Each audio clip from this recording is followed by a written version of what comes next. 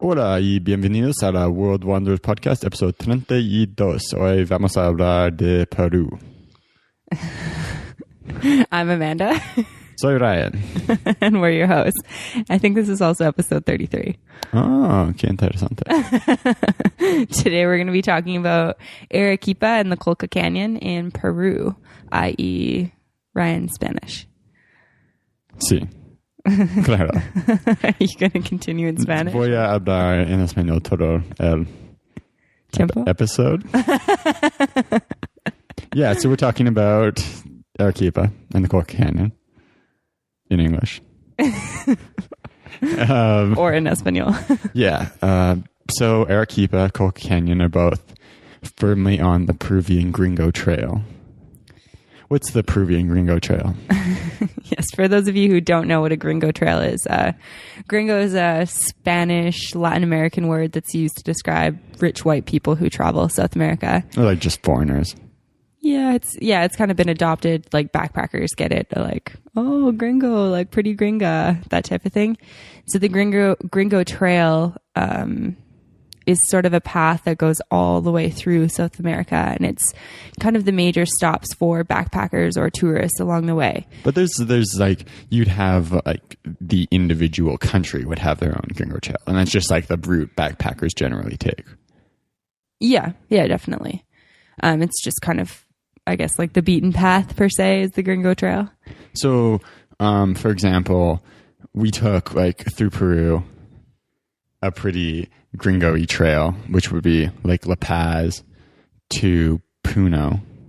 Yeah. Puno. Puno. Save that for another episode. From Puno, you kind of split.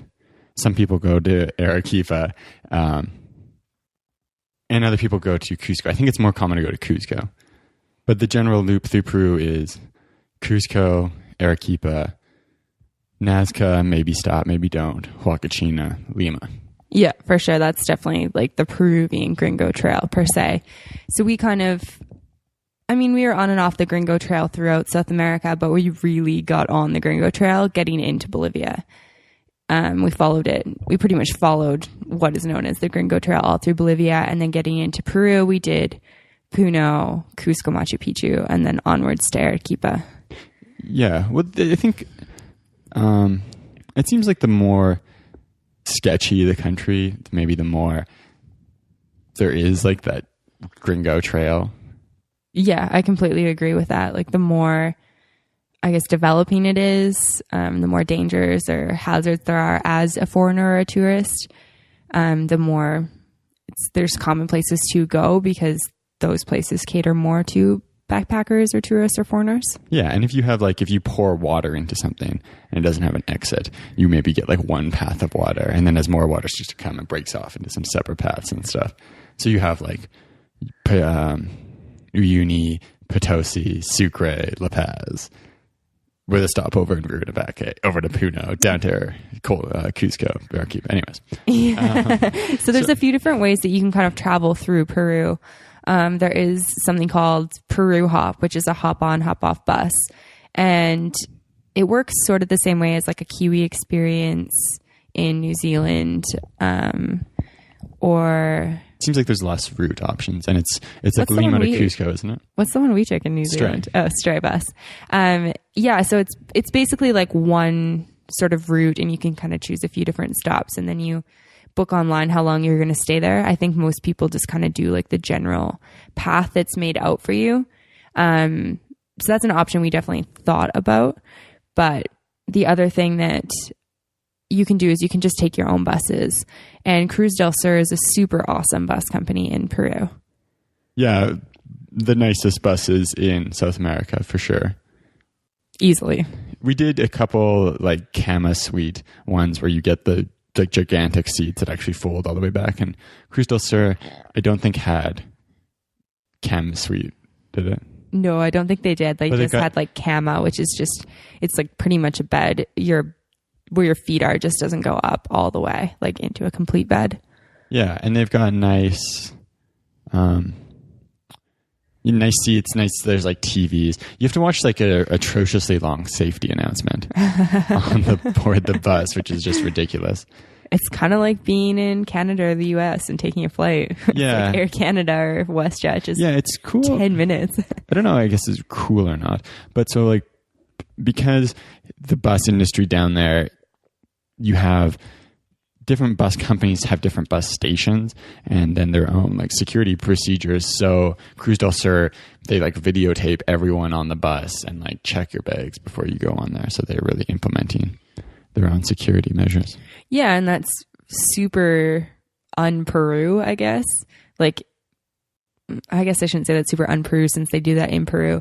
It's just not, I think, typical. Like, I think it is a company that's really catering to foreigners.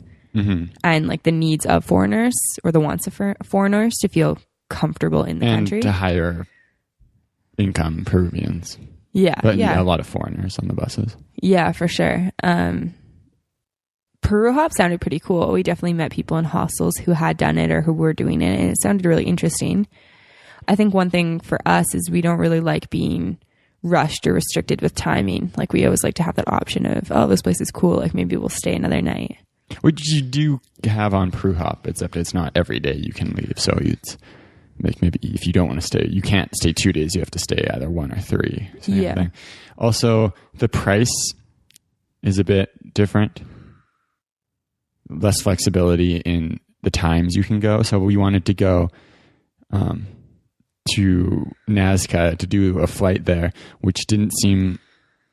It seemed like you had more flexibility with that on your own if you were on something like Cruz del Sur instead of the Peru Hop.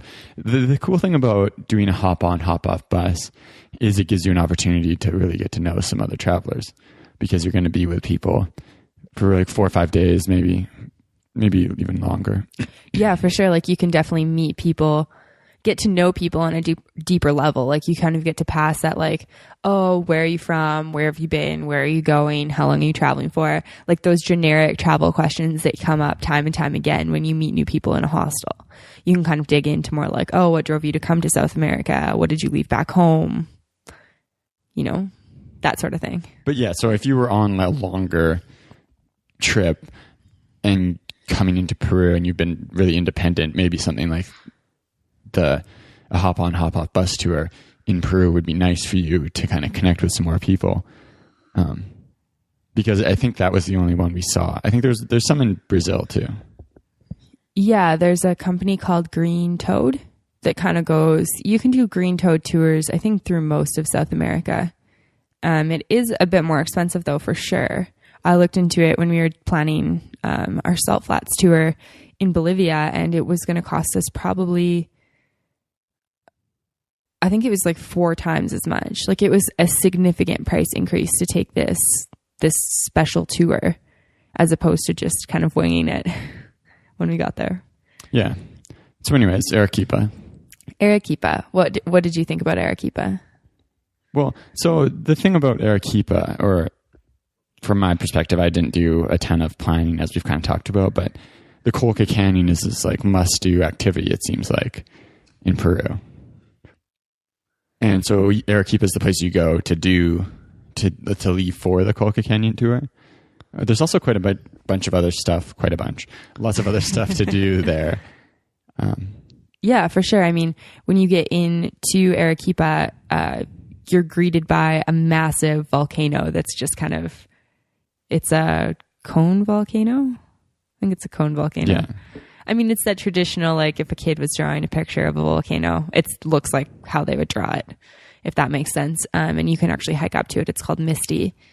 And so El Misty. So that's an option for while you're in Arequipa. There's a monastery that's apparently super beautiful that you can go to, and you just pay a fee to go in, and you can just spend the day hanging out in the gardens and kind of get away from the city without actually leaving, I guess. And there's all these really cool things you can do in Arequipa, yet the Colca Canyon is the thing that drives people there. Yeah, at least most people. But yeah, the trekking, so between El Misty and Colca Canyon. I know when you go into the city, there's lots of tour agencies selling these, treks on El Misty, treks on Colca Canyon, and slight variants of those. Like that seems to be the big business for tourism. Yeah, what did you call them? tourist hawks. Or like, yeah, travel hawks. So yeah, I think because Cusco Machu Picchu is so popular, that's kind of spread over to Arequipa as something people do when they're on those shorter trips to Peru, maybe. Yeah, I think like people, Peru is a really popular like 2-week, 3-week vacation spot, I think. Machu Picchu is on that list of top things in the world to see or places to visit. And it has such a huge reputation, and then people will add in something else with Peru. And I think that Arequipa and the Colca Canyon gets added to that.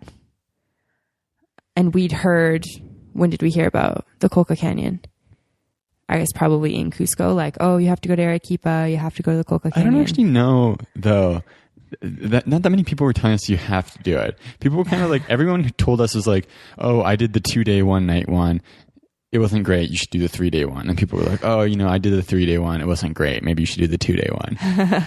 It was like yeah, that's super true. Everyone realized that they didn't have a good experience and kind of equated it to something about their situation as opposed to being like, oh, maybe this whole entire operation isn't that great.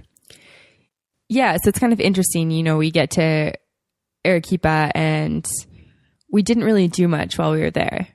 We kind of just like hung out, practiced some Spanish, did some cafe hopping, ate some good chocolate because that's a thing that Ryan and I do when we travel, and then tried to find a good Colca Canyon tour because it seemed like that was the thing to do there. It was kind of like a situation similar to the Salt Flats, though, where you can read about these different tour companies and not really know what you're going to get.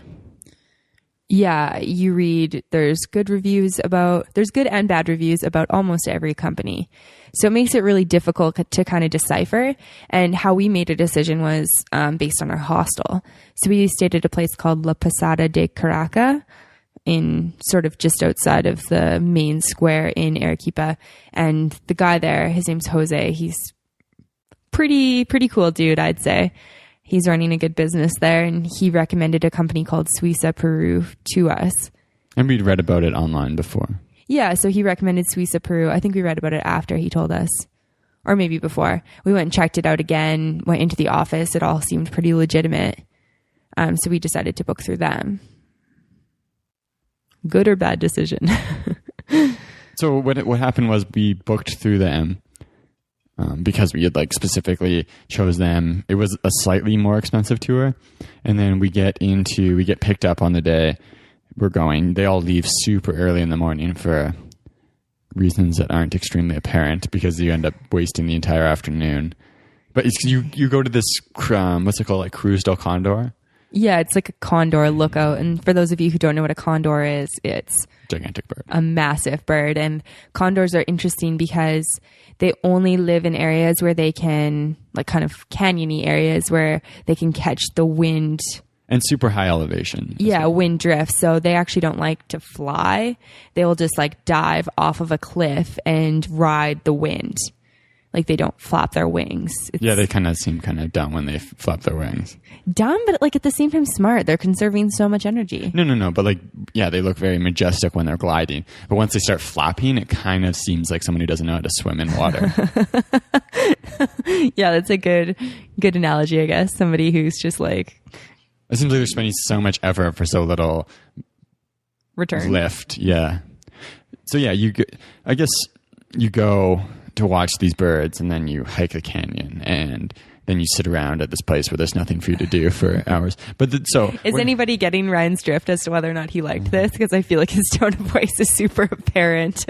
But so we booked with this tour company, and then we get to the spot where you start the tour, and the group we're with, which is this Suiza Peru, is like, oh yeah, you're not actually on the tour with us. Just wait here. A different van will show up for you. And it's like, wait, what?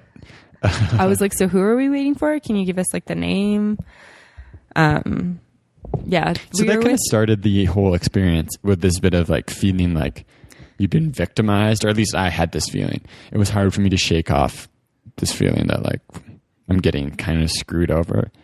Yeah. So we're sitting at the top of this canyon. I mean, it's a beautiful day out, but we're sitting on like these rocks in the middle of nowhere, near basically nothing, with a few other people who are also like, what's going on? I mean, it's nice we connected with these people based on our already complaining about our Colca Canyon experience. And how long did we wait for? Like an hour? Yeah, I guess so what happens with a lot of tours down there is they don't really seem to have much of a care for like brand reputation. Maybe because these things are so highly regulated to go into the parks. But so if the tour company you book with doesn't have enough people to run a profitable tour, they just give you to another company. And then you show up and then you're just on with this other company. And you're like, wait, what? I thought I booked with you guys. Shouldn't you at least like confirm with me before you do that? It's weird too, because nobody will take ownership over that either. Like it's a common thing. It's, you know, you and I were not the only people who had this happen to us. Like it happens to tons of people, but nobody takes ownership. And like the one tour guide is like, oh yeah, like, I don't know, you're just not a part of our tour. And then it's our new tour guide like comes up and she's like, oh yeah, like, I don't know, I just have 2 people on my tour who are from another company. Like, is that you? And we're like, you don't even have our names? Like, what is going on? Like, we've paid for this. Where are we? Yeah. And I think a lot of people who were on our tour booked through their hotels, so they didn't really know which company they were going with, so they weren't really upset by being with a different company. But we actually like specifically went to the office instead of booking with our hotel. Go to the office and like check with him to make sure we're going to be on the tour, and then we're just not. And then you find out that people who are on your tour actually paid less money to book through the tour company that's actually leading the tour. So it was kind of a frustrating experience. Yeah, for sure. And going into that tour, it's crappy to already have a bad taste in your mouth, because I feel like it just sort of leaves you, or for me at least, it left me kind of being like, oh, well, they have like a lot to make up at this point. Yeah, and it kind of kicks on your fault finder instincts, where you're, instead of seeing benefits, you're seeing things that are wrong. And like, unfortunately in the Colca Canyon, like there are quite a few things that are wrong. Yeah, so let's talk about those a little bit. Colca Canyon itself it's cool. It's pretty cool scenery. I mean, when they said Colca Canyon, I was like, oh, cool. Maybe this is like the Grand Canyon of South America. Like, that sounds amazing. The Grand Canyon is super cool. Haven't been there, but I've seen photos. Definitely on my list of places I want to go in the US though. And as we're hiking down, I'm like, is this a canyon or a valley? Like, yeah, that was one of the first things. So when I picture canyon, I think like steep walls, like the Grand Canyon. Like when I think canyon, I think Grand deep Canyon. and wide. When I picture a valley, I picture like a crack in between the mountains, which is what I would say the Colca Canyon is. Yeah, so it's a mountainous area where there's been river erosion or like some sort of glacier carving this. It's like a river cut in the mountains. Yeah, it's interesting. So we hike down it. It's like hot. It's dusty. I mean, the scenery's nice. I don't know. I wouldn't say it's spectacular, but it's beautiful. And we hiked down for like 3 hours straight, just like toes pounding against boots the whole time. And then we get to our lunch spot kind of a little bit later than your average lunchtime, like maybe 1 or 2. And then we get our accommodation, and it's literally just like a bed in a cement room, like nothing spectacular at all, which is fine because you don't pay very much. Then we get served lunch, and what did we even get? Like potatoes with... It's like French fries, rice, and... an egg. I think I got an egg because you got alpaca. Yeah. Or some meat that was supposed to be alpaca. But like multiple times on the tour, our meals were rice, potatoes. Rice, potato, cheese was a meal twice on the tour. Yeah. And it's like that's not a meal. That's not a meal at all. That's like just a bunch of carbs. So basically the food and accommodations was not really up to, I guess, what we had expected or what we thought it would be. Would you agree? Yeah. I don't know why my expectations were where they were. I think it was just because the price of the tour was very cheap. So we should have maybe expected to get something that wasn't really high quality. I guess part of it for me was also feeling like you were kind of the leading force behind us going to the Colca Canyon. Yeah, for sure. I didn't really care that much to go. We'd heard some things about it not being the best time, and I was kind of like slightly feeling like I just didn't want to go, but I did go anyways. And then when things started to go wrong, I was really like fixating on those things, feeling like I'm being wronged, I'm a victim. Yeah. And then, so it's easy once you start feeling like that, you just kind of look for that everywhere. And so you see getting passed off on your tour. Our tour guide was not very good. She was like not charismatic, not assertive. So we kind of just let our own tour. The accommodations were kind of gross. There was scorpions in the bedroom of the two other people on the tour. The people we were with, I didn't feel like I connected with that much. A few of them, yes. And then there's just on and on and on, these like faults that were happening instead of taking a positive outlook. So I definitely think it was my thing, not taking a positive outlook. But yeah, it's kind of like, it started off bad and it was kind of just a snowball effect from there in terms of things going wrong. The rest of our tour sort of looked like, our second day was hiking in the morning, afternoon was spent sort of relaxing. We were at this quote unquote oasis where there was a swimming pool. Although once again, sun disappears pretty early. So we only had about an hour of it before it was dark again. And it is pretty high elevation in the whole area. So it's pretty cold to begin with. It was funny going into the walk, but from the first place to the second place doesn't take very long. I think it was like 2-3 hours. Yeah. And then you get to this oasis area and there's a whole bunch of hotels. And then we just keep walking past all of them. And they're like, some look really nice. But I think everyone on the tour, I think it helped fuel this. But no one was happy with the tour. I remember there was an older South African couple who were the guy was getting really frustrated with the tour guide. British girls were not happy. Yeah. Everyone felt like that. So that helped too. There wasn't really someone taking that really optimistic outlook. Yeah. So we were walking past all these things and we're like, why the fuck can't we stay at one of these places? Why do we have to be with like the worst tour? Yeah. And the place we stayed at wasn't even awful. It's just, at that point, it's such a negative outlook and just hating on it. But one thing that did happen was because our tour had taken on us, one of the things that the tour guide had promised tours only had, I think, 10 people. Yeah. And because we were extras on this other tour, there was 12 of us. So when we got to the Oasis the second night, which this is like the climax of the tour, people were like, oh, this Oasis in the Colca Canyon, it's beautiful. Like that's the place to be, right? Yeah. The thing the whole tour is about. And then 2 of the people on the tour didn't get a room at first because there was only 5 rooms allotted or something because they didn't plan to have us on the tour. Yeah. I forgot about that. That was kind of crazy. Yeah. There was, I think they're German, weren't they? There was like older German foursome. And like 2 of them were the ones that didn't get the room or the room wasn't near their friends once they did get it. And they were just so angry, like so angry. And it's just more fuel to that fire. And so the third day you get up super early. It's still dark. You trek with headlamps on, and you go straight back up the canyon for basically 3 hours. Getting to the top, it was just like, oh, thank God this is over. But then it wasn't really quite over. Not really. I mean, you make some of these, I want to go ahead and say stupid. I don't know if that's rude though. Like these dumb stops. It's like, just get us back to Arequipa. Yeah. You go for breakfast at this restaurant where once again, the food's not particularly good. And once again, they're not really set up for the amount of people in our tour because we've been added at the last minute. There's only 10 seats set up and there's 12 of us, and Ryan and I are quick on the draw, so we're never the last ones in. Yeah. So. But like we kind of expected, I don't know.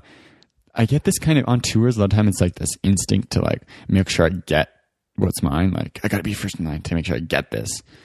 Got to get your food. Got to get, yeah. Yeah, I get it like too. Fear of being like wronged in some way, just not being confident.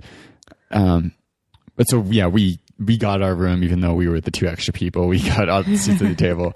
But yeah, it was like, if you tried to take a positive outlook and there were just around the bend, there was another reason to feel like you were being wronged. Yeah. But then it's funny, we get to the top and there was a few other people doing tours who we had met at other stages of our trip. Yeah. We saw there. And everyone had a bad experience. But one group of people were like, our tour sucked. There was drunk people. Our tour guide was drunk a lot of the time. Like he wasn't even guiding us. And then another group had just an atrocious tour guide. So ours didn't even seem to be the worst. So it seems like pretty general that people didn't have good experiences on the tour. And we were really connecting at that time with stuff we had heard beforehand about people saying, don't do the 2-day tour, do the 3-day, because I did the 2-day and it wasn't good. And people saying, oh, don't do the 3-day. I did the 3-day. It wasn't good. Do the 2-day. Yeah, it's interesting, like seeing some other people who had done a different tour than us, who we'd seen previously, and they're like, oh, how was your 3-day, 2-night tour? Like, we wish we would have done that one. Our 2-day, 1-night sucked. And we're like, oh, we wish we would have done the 2-day, 1-night. Like, our 3-day, 2-night sucked. And then it's like, oh, maybe we should just not have done this tour in general, because it seems like all the tours suck.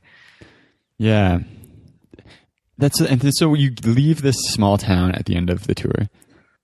So I'd kind of been fixating on the end of the tour. Like, oh, okay, we've made it. Thank God it's over. And then you have to drive back, and there's this stop at a hot springs. Oh, yeah. Which is like... Forgot about that. Everyone just wanted to be done with the tour. So we get in the van, and I think they take you to this lunch spot on the way that's like really expensive, and everyone just wants to go home, and the tour's dragging on. So we're trying to like push a tour guide, and then they cram other people into our van to just like really squish everyone in. These other people, I guess they're using it as like a taxi just to like make some extra cash. Yeah, I have no idea what was going on. It was just endless. Like, it's almost comical now, like looking back on like just how many things were. I think it was comical by the time we got out of the van back in Arequipa. Like, it's just, you're laughing because it's just so ridiculous what the tour's been like. Like, it's just thing after thing after thing. And it's like, this isn't that difficult. Like, why is this so crappy? Yeah. And even we get back to Arequipa and there's too much traffic, so we're kind of stuck. We're like, just let us out here. We'll walk. I'm done with this. Yeah. Very done with it. So I think overall, the Colca Canyon it's like on this must-see list. I don't think it should be a must-see. Yeah. So I'm a little bit torn. Like, the scenery is really nice, and I feel like I didn't take the time to really just be like, wow, this place is super beautiful, because I was so fixated on my crappy food, my uncomfortable bed, my shitty tour guide, you know, the people on the tour that were bothering me, that sort of thing. The scenery is nice. I think that there's probably other places in Peru that are equally as beautiful, probably less trampled over, and less painless, I guess. And the other thing that was a problem there was you have to pay a really expensive park fee, which kind of encourages you to do the 3-day tour, because I think the park fee was something like 75% of the price of the tour. Yeah. So even if you want to take a bus trip in there, you still got to pay this exorbitant park fee, which is something like $60 American or $50. I don't remember how much it was. Yeah. We'd met a lot of people who did the Colca Canyon on their own. And I think if I were to do it again, not saying I would, if I were to do it again, I would definitely do it on my own. Yeah. Like, there's a lot of places where you could stay and just, you know, you could check out the bed or the facility before you went there, and you could agree upon a price that you think is appropriate for the accommodation and the food that they're offering you. Yeah. I think I would probably do that on my own. Maybe get a small group from a hostel to do it together. Yeah, I think that's the thing would be hard, is figuring out how exactly to do it on your own. Yeah. No, I definitely see that. I think that it is, we talked to a few different people who had done that, and it seemed like they had the most positive experiences out of anyone that we talked to or that we met along the way. I think that once you're in it, it seems like it's pretty straightforward. Like, there's not that many paths through there, and you can kind of go from town to town as you please. Mm-hmm. It's cool too, because, you know, you could get into that first lunch spot, you could eat a meal, you could be like, oh, there's nothing to do here, I'm going to keep walking until the next place. And you don't have to necessarily even go to the oasis. You could just, you know, really try to enjoy the nature that's there, because I think that the nature is nice. It's a very beautiful geographic location. It's not the Grand Canyon, but it is beautiful. I think it's very hyped up. it's in Lonely Planet. It's listed as one of the top things to do in Peru. And personally, I think Peru is one of the coolest countries I've ever been to. It's got coast, it's got desert, it's got jungle, it has mountains. Like, it is such a cool country. And I think that there's a lot of other cool stuff you could spend your money on, or places that you could see and stay outside of the Colca Canyon. Yeah, even in Arequipa, I think Arequipa's got a lot to offer as a city, just hanging out there. I think El Misti is, I think it's they say it's like the easiest place to get to 5,000 meters, which I think the hiking really super high elevations is kind of a sketchy activity that people don't really give enough thought to. Yeah. But it seems like it'd be a cool hike, and you can do it in a shorter amount of time than Colca Canyon. But for me, if you were really fixated on doing the Colca Canyon, I'd say do it by yourself or don't do it. Yeah, I would agree with that as well. Because almost everyone we heard from in our personal experience with the tours was that it's really not good. And it really takes away from your experience of it. Yeah. And, I look at pictures that I took at the Colca Canyon, and if I can separate myself from like the anger I felt at the company that sent us with a different company, and the frustration I felt with our shitty tour guide, and, my stomach feeling crappy from eating poorly for 3 days, I can see, it is really, really beautiful scenery. It is I said it before. I don't think it's spectacular, not the greatest thing I've ever seen. But if you're fixated on going to the Colca Canyon, yeah, definitely do it by yourself, I think. Yeah. And then in Arequipa, there's one restaurant we ate at that was like fantastic. Top of the notch. It's called Zigzag. It's pricey. Like, it's not backpacker budget friendly, but at the same time, when you've been living off potatoes, cheese, and rice for 3 days, it's totally worth that splurge, I think. Yeah, I think Arequipa has a lot of retired North Americans living in it, because it's got kind of this high elevation, nice climate, not too hot, not too cold thing going on. Yeah. So there are some restaurants geared towards foreigners, and those foreign standards, a little bit more expensive, but really good value for your money, because you're getting like really high class food for reasonable prices. Yeah. Oh man, that was good. I had a quinoa salad of some sort with like some seafood in it, and you had, what did you have? Like a trio of meat, alpaca, beef, and something else. Yeah, it's honestly like, it's worth the splurge for sure. But we'll put a link to it on the show notes. It's pretty amazing. There was quite a few cool places to eat there. There was this chocolate making cafe place that was really good. And then this potato shop. Oh yeah, that place was cool. I forgot about that too. Where you go get potatoes and cheese and like all sorts of different potatoes. Yeah, it's cool. He has a menu, and it's all like, Peru is famous for potatoes. I think they've got like 70 or so different types of potatoes. And you go in and you choose off a menu. It's basically like different types of nachos, almost like different toppings you can get on them, and you can get a few and share. And it's really good. Yeah. We'll put a link on the show notes for that place as well. I can't remember the name off the top of my head. Yeah. And one thing, just if you are thinking about doing a tour, I would still recommend Suiza Peru, because we did hear better reviews from them. And then after the tour, we went and complained to them about because we felt really frustrated that we ended up on a tour with more people had paid less, and just it really kind of sucked in general. So we went, and they actually did apologize, and they did refund us down to the level that other people had paid on their tour. Yeah, which was, we went in there just like being like, okay, we might as well do this. Like, we need to stand up for ourselves because we're pretty frustrated.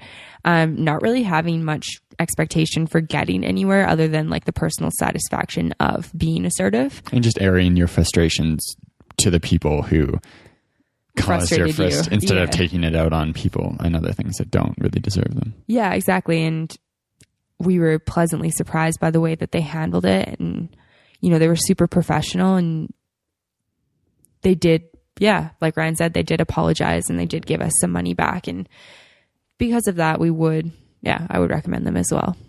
I mean, I actually don't know what the quality of their tour is like since I wasn't on it, but everyone we dealt with was really nice with them.